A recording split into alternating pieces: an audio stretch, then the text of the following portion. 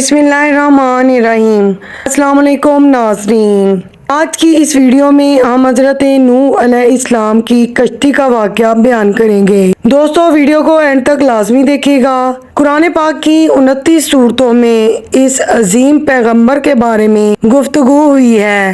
ان کا نام قرآن مجید میں 43 مرتبہ آیا ہے۔ دوستو ہزاروں سال پہلے آپ علیہ السلام اپنی قوم کو دین کی تبلیغ کرنے اور ان کو سیدھی راہ پر لانے کی کوششوں میں مصروف تھے۔ 950 سال تک حضرت نوح علیہ السلام دین کی تبلیغ کرتے رہے، لیکن 180 افراد کے علاوہ کوئی بھی ایمان نہ لایا۔ دوستو جب حضرت نوح علیہ السلام اپنی قوم کے ایمان لانے سے نا امید ہو گئے تو اللہ تبارک و تعالیٰ نے حضرت نوح علیہ السلام کی قوم پر آنے والے عذاب کی خبر دی اور آپ کو ایک کشتی تیار کرنے کا حکم دیا۔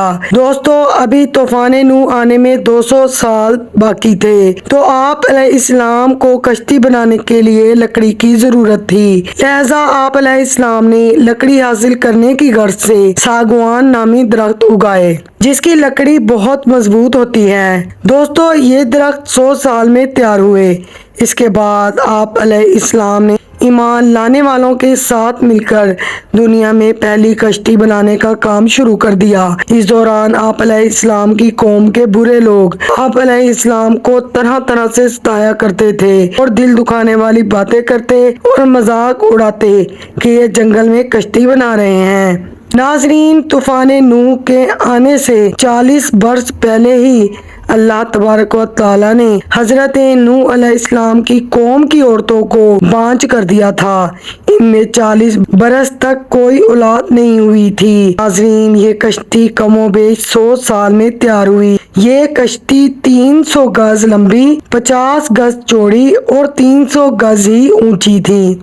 کشتی کا آگے کا حصہ مرغے کے سر جیسا اور پچھلا حصہ مرغے کی دم جیسا تھا، جبکہ نیچے کا حصہ کسی پرندے کے پیٹ کے جیسا تھا۔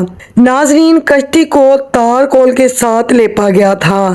کشتی کے 3 دروازے تھے جنہیں جوڑنے کے لیے لوہے کے کینوں کا استعمال کیا گیا تھا۔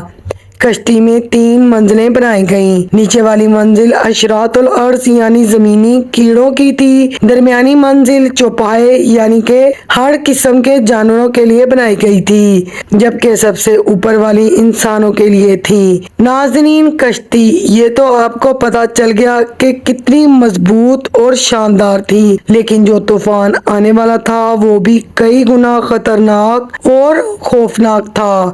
اس طوفان کے آنے کی نشانی یہ تھی کہ حضرت نوح علیہ السلام کے گھر کے تنور سے پانی ابل کر باہر آنے لگا۔ جب ایک دن حضرت نوح علیہ السلام نے تنور کو ابلتے دیکھا تو پرندوں، جانوروں اور مومنوں کو کشتی میں سوار ہونے کا حکم دیا۔ طوفان کی شدت میں اضافہ ہونے لگا۔ اتنی زوردار بارش ہوئی کہ زمین کئی جگہوں سے پھٹ گئی اور زمین سے پانی بھی ابلنے لگا۔ یہ طوفانی بارش 40 دن تک ہوتی رہی، یہاں تک کہ 40 گز اونچے پہاڑوں کی چوٹیاں بھی پانی میں ڈوب گئیں۔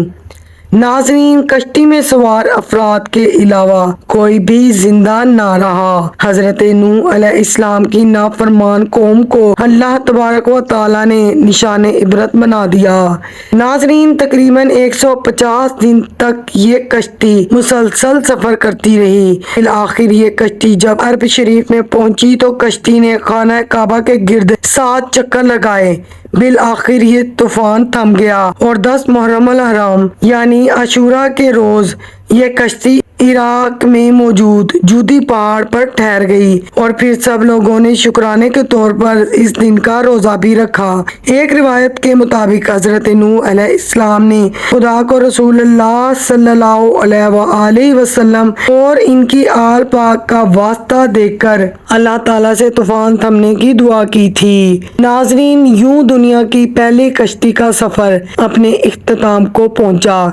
ہمیں اس واقعے سے سبق ملتا ہے کہ ہمیں نیکی کی دعوت عام کرنی چاہیے۔ کوئی نیکی کی دعوت قبول نہ کرے پھر بھی یہ سلسلہ نہیں چھوڑنا چاہیے، اللہ والوں کا دل نہیں دکھانا چاہیے اور ان کا مذاق بھی نہیں اڑانا چاہیے، اور اور اللہ پاک کی نافرمانی سے بچنا چاہیے، اللہ تعالیٰ کے عذاب سے ڈرنا چاہیے اور اللہ تبارک و تعالیٰ پر ہمیشہ بھروسہ رکھنا چاہیے، اللہ تعالیٰ کی نعمتوں کا شکر ادا کرنا چاہیے اور اللہ تبارک و تعالیٰ کی نعمتوں کا شکر ادا کرنے کے لیے عبادت بہترین ذریعہ ہے۔ دوستوں امید کرتی ہوں آج کی ویڈیو آپ کو اچھی لگی ہوگی۔ ویڈیو اچھی لگی ہو تو پلیز لائک کر کے میرے چینل کو سبسکرائب کر دیجیے۔ اللہ حافظ۔